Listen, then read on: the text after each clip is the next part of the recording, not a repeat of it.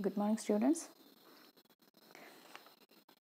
This is a lecture on computer for digital era, a common paper for all the fourth semester degree students. Now that we shall first have a look at the fundamentals of computer. We know computer are widely used anywhere around us in educational field, business, administrative fields, etc. We know that only because that it makes our work simpler, easier, and we feel comfortable when we use computer to solve our problems. When we use the term computer, we know that basically it is a hardware and a software associated with it. The physical parts of a computer is called the hardware, that is the keyboard, CPU, mouse, etc. All those physical parts of a computer is called its hardware, and the programs or the set of instructions fed into the computer is called the software. So these two terms, hardware and software, these two are associated with a computer. We cannot perform any operations only with the physical parts of a computer, that is only with the hardware. The software is also needed to perform some operations or computational operations on the computer. So these are all the set of programs or the set of instructions we feed into the computer. Now coming on to the advantages of using computers. You may know there are many advantages of using computers. Computers have high processing speed with good backup. That is, we can store a lot of data for a long time. When we use computers, we can get high processing speed with a good backup. That is, we can store a lot of data even for a long time. And several works could be completed simultaneously and in a user-friendly manner. We need not mug up all the instructions given to a computer because it makes use of the graphical user interface. Any new user can make use or it is easier for any new user to learn to use the computer. With much ease of use, anyone can learn to use computers. Making use of mouse and icon based windows, these are all by using these graphical user interface terms, it is much easier to learn to use computer for anyone's applications. And also we can share any resource. By resource we mean that file sharing. We can share these resources at an affordable cost, and of course it is highly accurate, which is not guaranteed by a human. When this work is done by a human, we cannot guarantee 100% guarantee the accuracy of that work done by a human.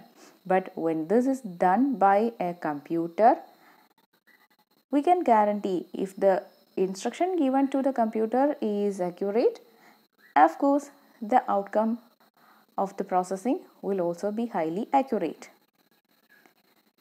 And hence this reduces the manpower.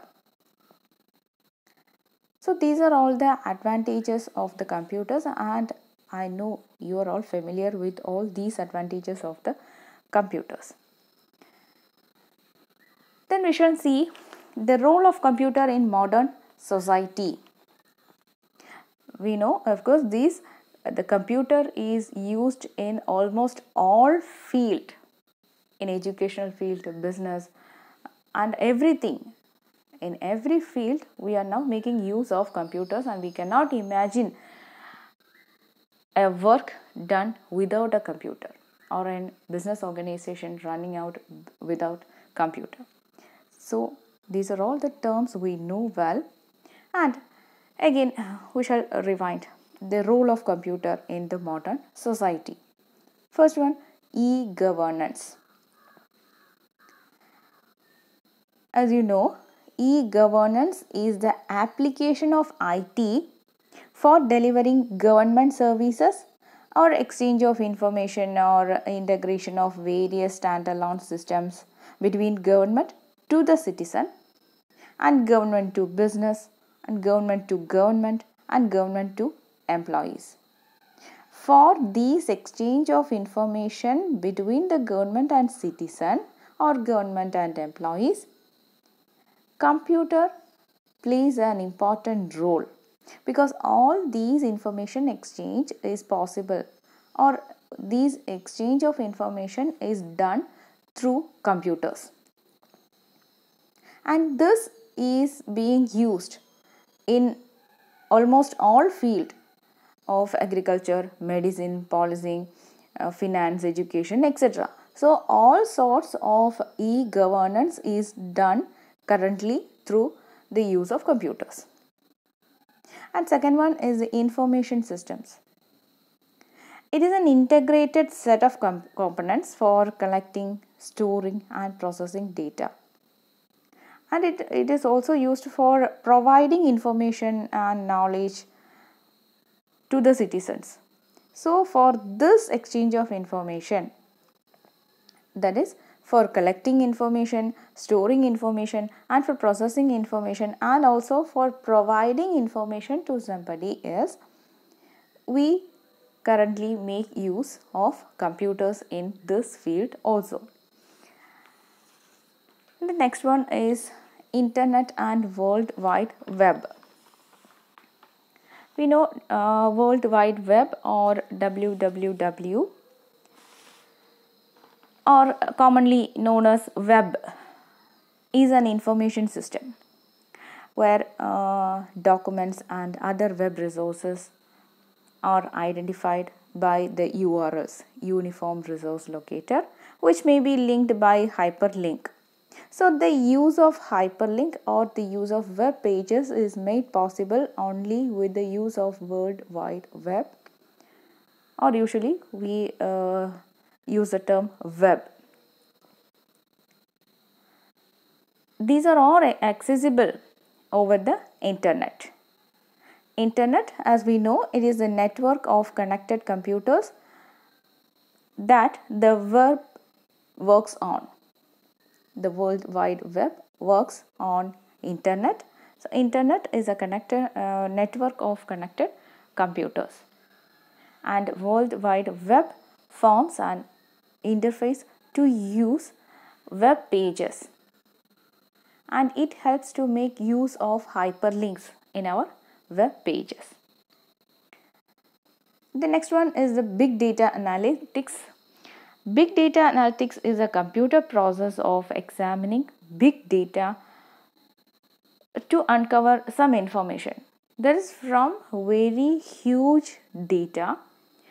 It makes it simpler to form or derive some useful information from a huge bulk data. It is called big data analytics. That is, it is a very complex process to get or derive some useful data from a huge data. So this is possible by using the computers. Next is the cloud computing. It is the data center. Cloud computing is actually the data center available to many users over the internet, especially the storage and computing power without active management by the users. Users need not bother about their file management or the memory management. Cloud computing facilitates or it acts as the data centers, and it is available for users, internet users, that is to store or retrieve data without their own interference. They should not bother about the storage or retrieval of data. It forms a data center for the user at a very low cost, and it is of course available for all the internet users. Next, we shall have a look at the block diagram of a digital computer. So we know for any problem to be solved using a computer, we should give instructions to the computer. Computer is basically a machine, and it could not do any work of its own. The work or the processing is done only by the instruction given by the user. So of course the block diagram of the digital computer comprises of input, processing unit and the output unit. Input, as we know, we use the input devices to give or feed instructions to or data to the computer. The most commonly used input devices are keyboard, mouse, etc. This is done. This input units are used to feed the data and instructions to the processing unit through some devices such as keyboard, mouse, etc.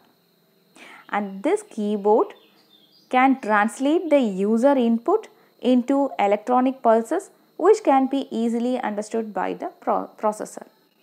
So for this, the commonly used one is keyboard, or in graphical user interfaces we greatly make use of mouse also. The next is the processing unit. Processing unit is mainly called as the brain of the computer.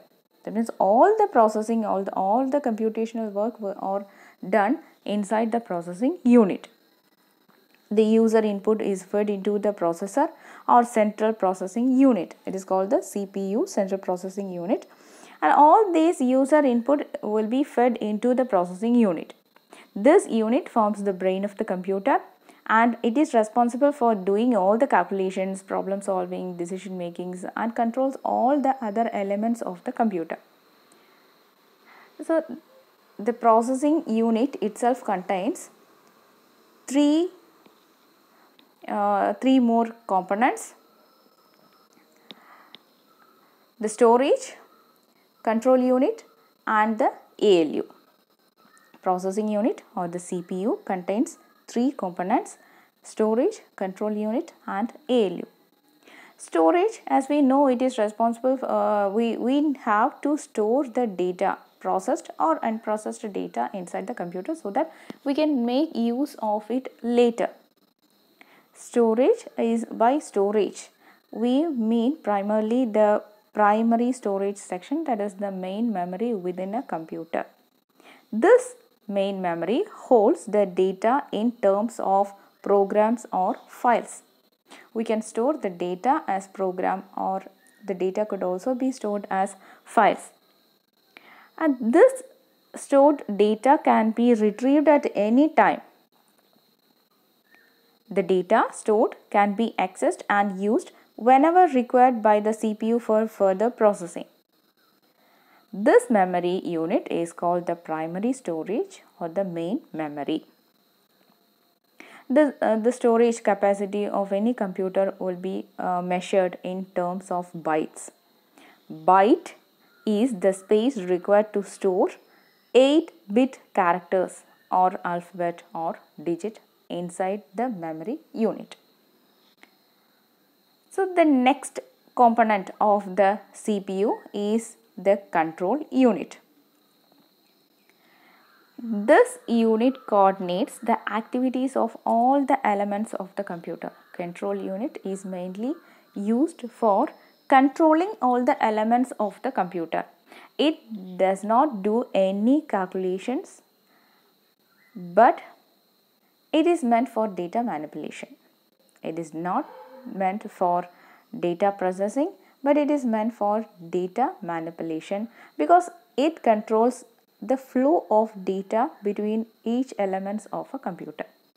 So the main function of this control unit is to decode the instructions given by the user as input and send the commands and signals that determines the sequence of other instructions.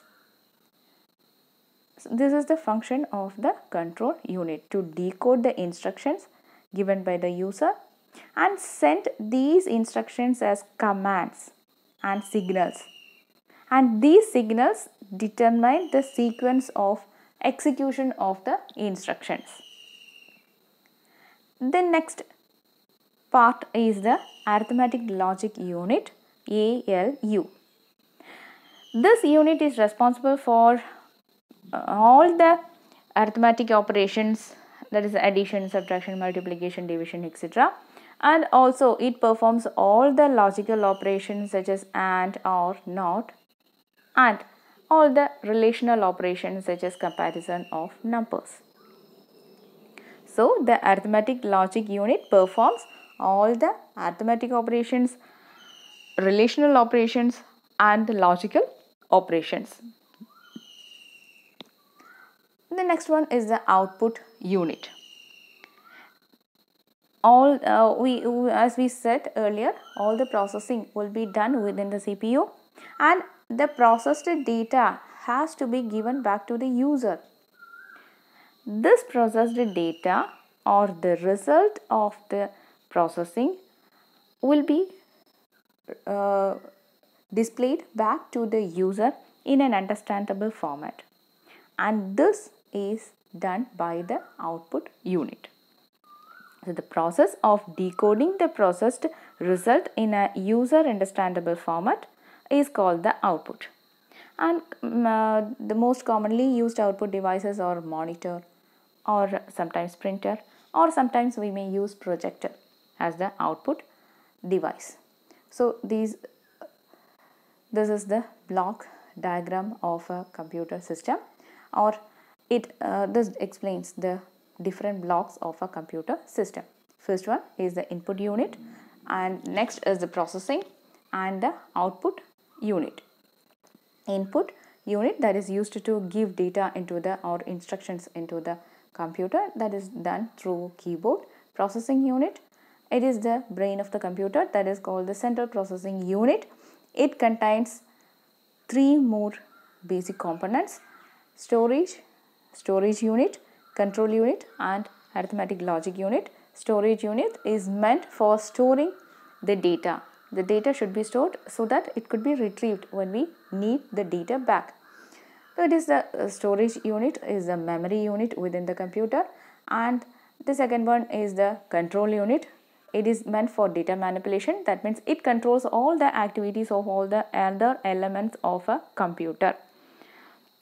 It decodes the instructions and it determines what instruction should be executed next. And the arithmetic logic unit, it is responsible for performing all the arithmetic, logical and relational operations. And after processing, the data will be given to the output unit. The most generally used output unit is a monitor, or sometimes printer or projector, to display the data or to give the processed result back to the user.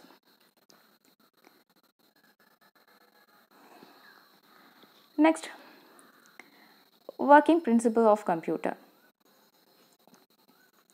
So the functions of each block, we have seen these all functions of each blocks inside the computer: input unit, processing unit, and units within the CPU, that is the storage, the primary storage area, control unit, arithmetic and logic unit, and the output unit.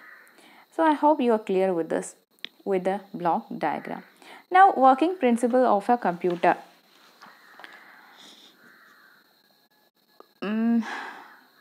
Of course, first, to understand the working principle of a computer, we need to first know about two important terms, the operating system and the compiler. So, as we know, the computer receives the input from the user through any input device,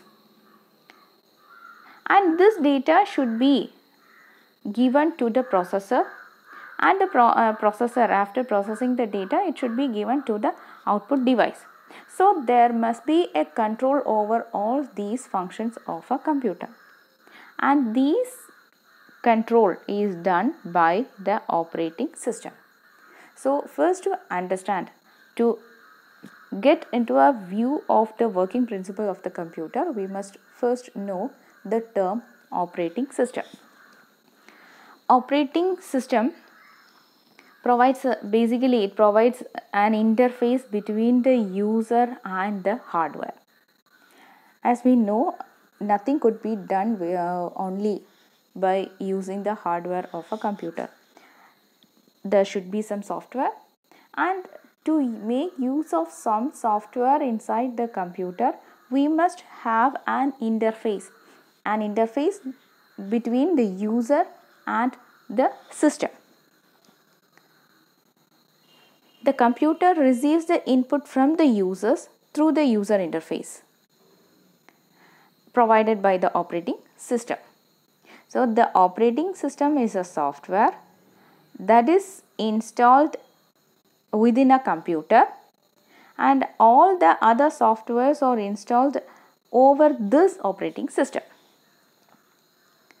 The input is sent to the main memory by the operating system, and based on the instructions of the software on the operating system, the data is processed by the processor. So, this operating system provides an interface between the user and the hardware. The user can perform his work only by making use of any application program. So, for using the application program within a computer, he has to first install the operating system within the computer, and this operating system is of course a set of programs, but it is responsible for all the other work carried out within the system, within the computer. So, first we have to install the operating system in a computer, and over this operating system, all the other application programs or whatever may be needed by the user could be installed on the computer. And so, this provides an interface between the user and the hardware of a computer. Thus, the operating system acts as a bridge between the user and the hardware. It is used to provide the overall file management, memory management, process management, and of course it controls all the other peripheral devices connected to the computer. The commonly used operating systems are Windows, Linux, etc., and many more versions of these are available now. These basically the operating system in a computer manages the resources by controlling the hardware elements, including the hard disk, memory, processor, input and the output devices. So, this acts as an interface and allows the user to control the computer. And any application software could be installed after installing the operating system inside a computer. Now, an input device, as we have learned in the block diagram of the computer, an input device provides interface between the user and the operating system. Input device, it is meant to get input from the user, that is, it is used to feed instruction to the computer. Actually, an input device provides interface between the user and the operating system. Input devices, especially the keyboard and the mouse, are capable of converting data into electrical form, which can be recognized by the computer. it can have any type of input devices. Any type of input devices are capable of converting the data into electrical form, and this form is can only be recognized by the computer. Most commonly used one is a keyboard that contains all the letters, numeric keys, punctuation keys, special keys, function keys, etc. So the keyboard detects the key pressed and generates the corresponding ASCII code, American Standard Code for Information Interchange, which can be recognized by the computer. And mouse is also used for graphical user interface, and this graphical user interface is much more common in our personal computers nowadays. And we know mouse has two buttons called the left button and the right button, and a wheel in between. Mouse can be used to control the position of the cursor on the screen, and it can also be used to enter the text or numbers with the help of virtual keyboard. But the disadvantage is that the text cannot be entered as a faster rate like a keyboard. But it has its advantage when we use a mouse for graphical user interface. And output, the result of all the processing will be displayed through the monitor or through a printer or projector. Commonly used output device is a monitor, that is the display screen. It provides a visual display of the data. And sometimes we may use printer as an output device. That is, the printer is an output device that prints text or images on paper or other materials. There are mainly two types of printers: impact printers and non-impact printers. Impact printers include all printers that print by striking a print head on a paper. Impact printers use a print head containing a number of metal pins which strike the ink ribbon placed between the print head and the paper. Line printers, dot matrix printers are examples of impact printers. And non-impact printers use the printing head which spread the ink on the paper without hitting hard. All the laser printers, inkjet printers and thermal printers are examples of non-impact printers. So by now we know what is an operating system and how the computer functions by making use of the hardware, operating system and the application programs, and how these hardware works. All these input devices, output devices and the processing unit works. The next term is compiler. Actually, compiler is a program that processes the statements written in a particular programming language and it turns the programming language code into a machine code. So compiler is a program that translates the high level language program into a low level language program. High level language program means any programming language, English like programming language code. This programming language code cannot be directly processed by the machine. So this programming language code should be converted or translated into a low level language or the machine readable code. We know computer could only understand the binary code.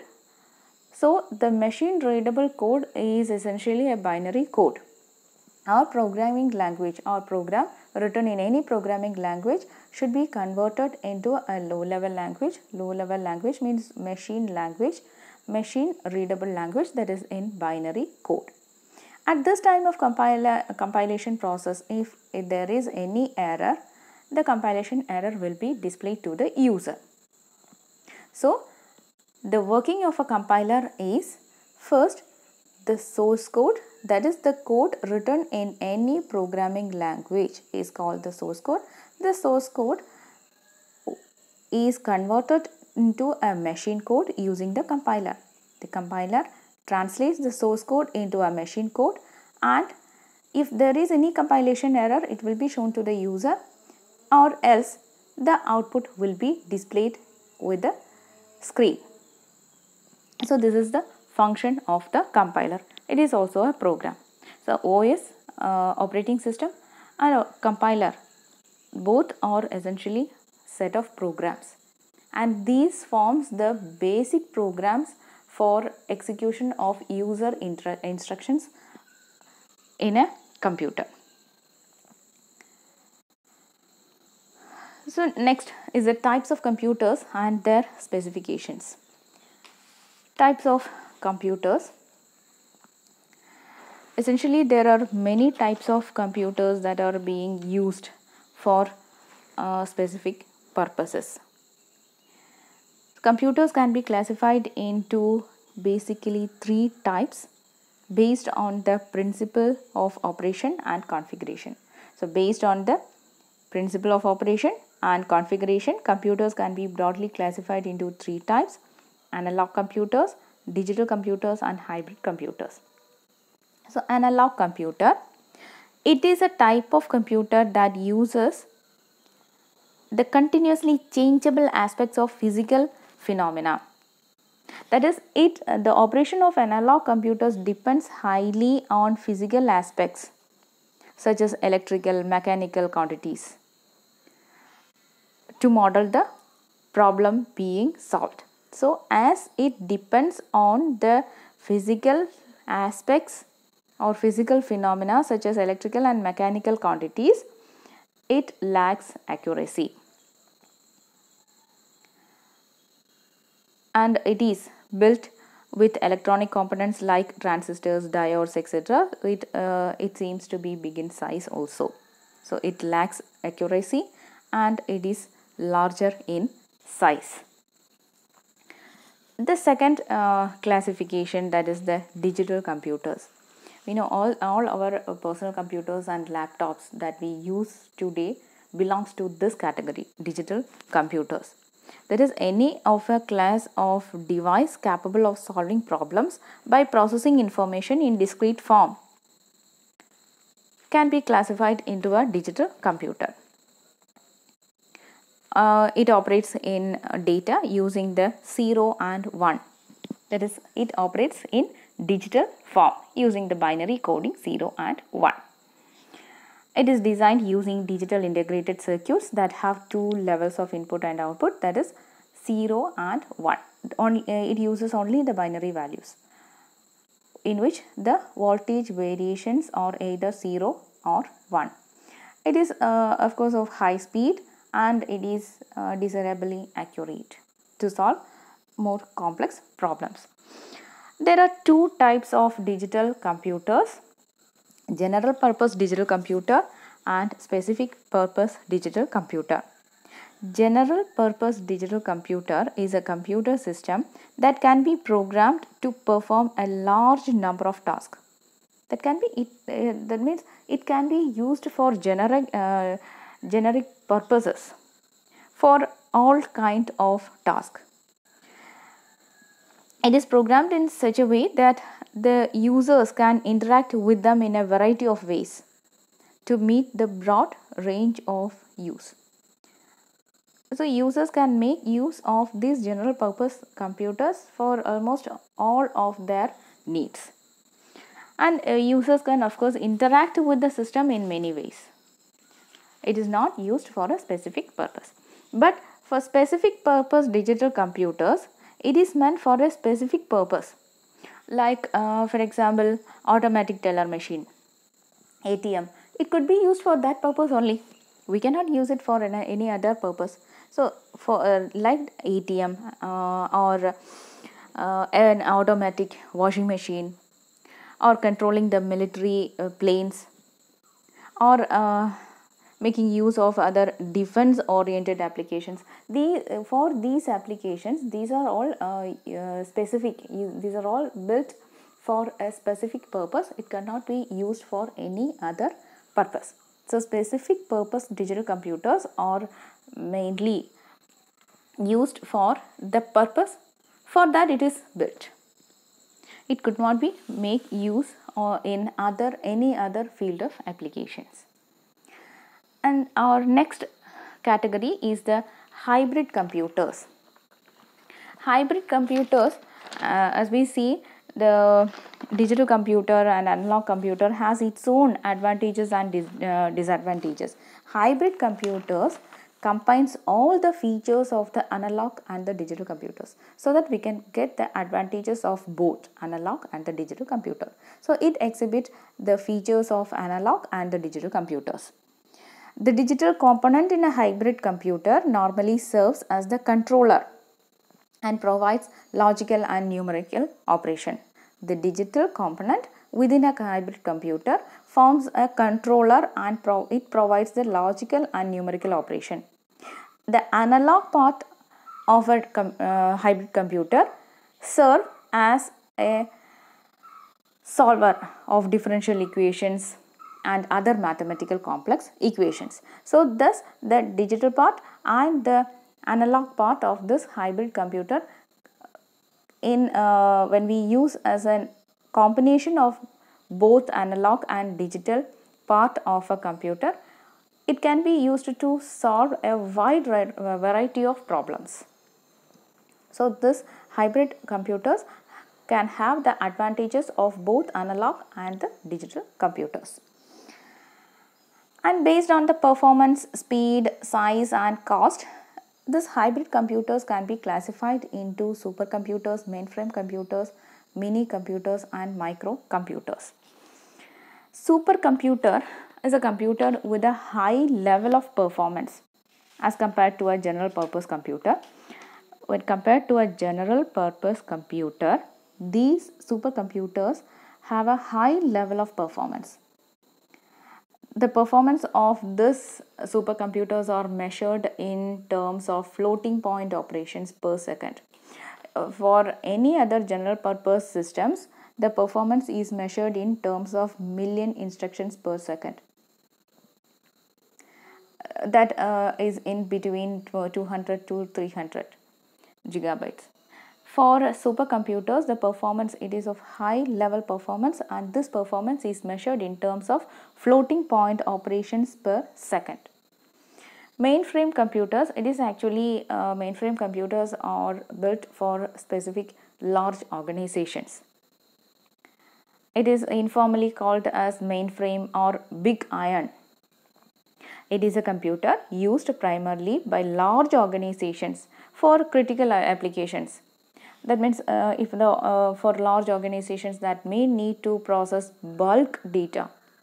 So this mainframe computers are used for processing bulk data, such as for example census processing, consumer statistics, enterprise resource planning or transaction processing, etc. So this is meant for such specific area where bulk data needs to be processed. Next, mini computers. Mini computers are computers with medium power. That is just, it stands just below the mainframe computers. That means the computer with a medium power. Microcomputers is a complete computer or a small scale designed for use by one person at a time. The computers, that is our personal computer and the laptop, belong to this category, microcomputers. Mini computer is just above. It is just above the microcomputer, but the processing is below the mainframe computer. So I think you're all clear with these fundamentals of computers. We shall continue with the next class.